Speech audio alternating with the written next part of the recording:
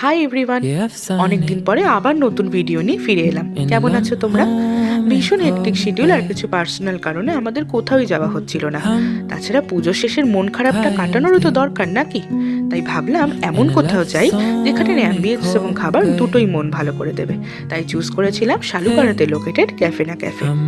সত্যি বলতে ক্যাফেটার অ্যাম্বিয়েন্স দেখে আমরা কিন্তু একদম মুগ্ধ হয়ে গিয়েছি।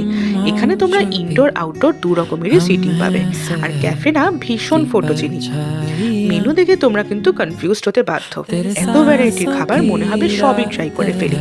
এছাড়া এখানে কিছু ইউনিক কোরিয়ান ডিশেসও আমরা দেখেছি যা অন্য কোনো ক্যাফেতে আমরা দেখিনি। আজকে ট্রাই করেছিলাম হেজেলনাট ফ্র্যাপুচিনো, টিবেটান বাটার টি, চিকেন কাটসু আর ড্রাই স্পাইসি চিকেন রামেন। সবকটা খাবারই কিন্তু ডেলিশিয়াস ছিল। তাহলে এবার তোমরাও পিপিডি কাটাতে মানে পোস্ট পুজো ডিপ্রেশন কাটাতে ক্যাফেটাতে ঘুরেই এসো। ভিডিওটা ভালো লাগলে লাইক, কমেন্ট, শেয়ার করে দিতে ভুলো না কিন্তু। টাটা।